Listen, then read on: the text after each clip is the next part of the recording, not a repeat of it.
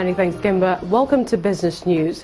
The 253rd meeting of the Central Bank of Nigeria's Monetary Policy Committee is scheduled to hold on Monday and Tuesday next week in Abuja, the Federal Capital Territory.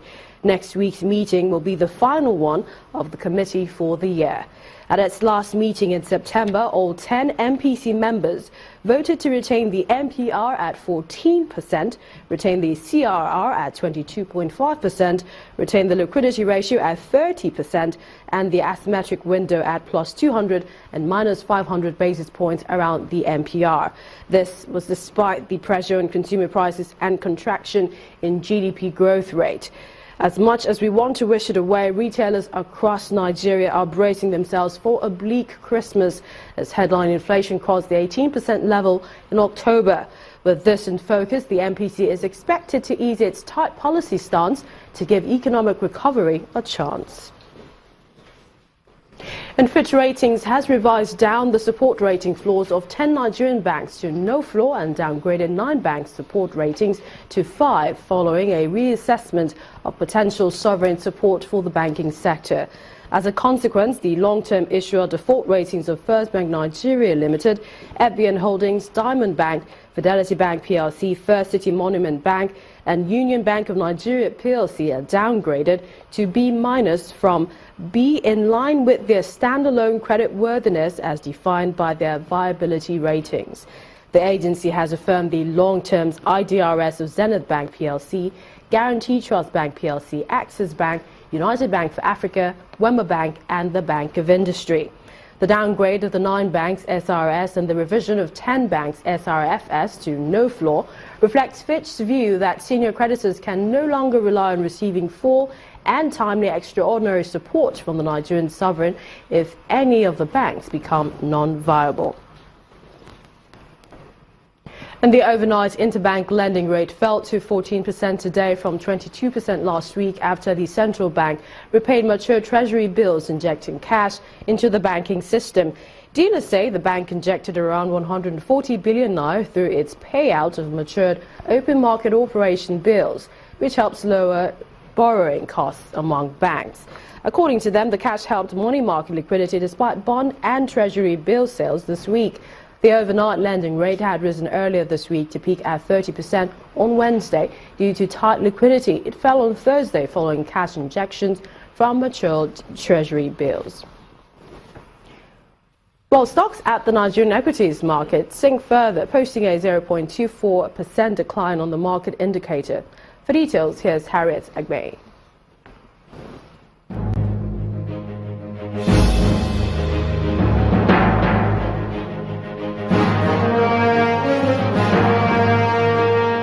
Total losses recorded by oil and gas and banking stocks on the Nigerian bourse depressed the market by another 0.24%. The key index and market capitalization ended Friday's session at 25,537.54 and 8.79 trillion naira respectively.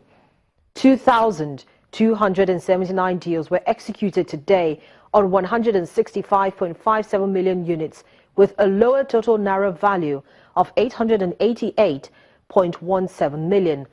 Diamond Bank, FBN Holdings and Axis Bank were the session's most actively traded with 35.40 million, 27.17 million and 23.72 million units in that order.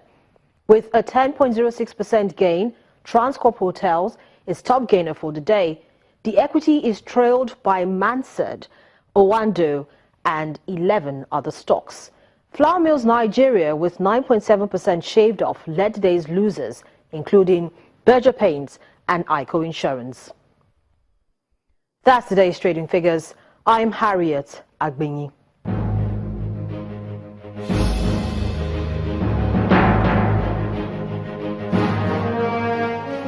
Thank you, Harriet. Now let's take you to the global markets, where Asian markets traded mixed, with the Nikkei surging to an 11-month high, buoyed by a relatively weaker yen. The European stocks closed lower, whilst US stocks opened slightly lower as investors upped bets on a December rate hike. Let's take a look at the numbers.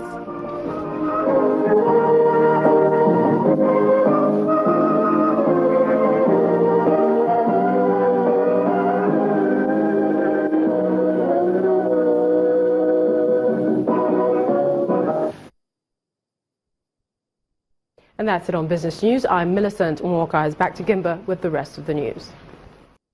12 primary school pupils have been rewarded with cash gifts and consolation prizes in the 3rd Lafarge Africa National Literacy Competition. The event, organised in collaboration with Ovie Brume Foundation, took place in Lagos, where the children's ability to spell correctly were put to test. It feels like class away from school as children selected from the 6 geopolitical zones of the Federation assembled here for spelling competition. Construction materials manufacturer and supplier Lafarge Africa, in partnership with Ovie Brume Foundation, organized the ceremony as part of its objectives to create shared values.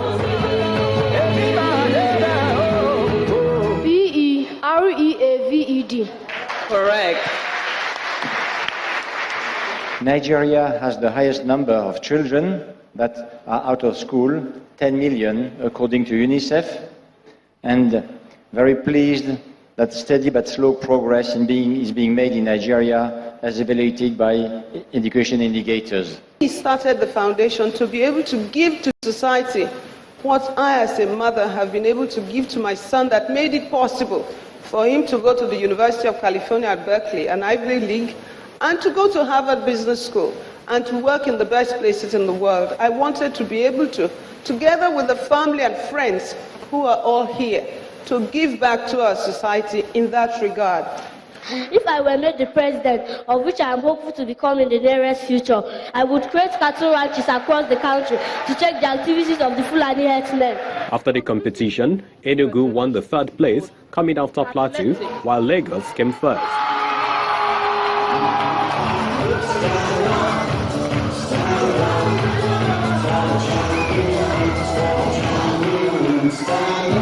People believe that children that attend public schools are not as good as children that attend private school. What do you want to say about this?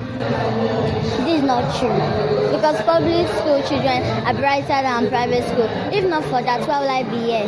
No country can ever truly develop properly without addressing the education of young people, and particularly at that foundational level, where, everyone's basic skills are learned. The contest produced 2 winners, rewarded with 250,000 naira each, while the 10 other participants shared 1.3 million naira through an education account created for their welfare.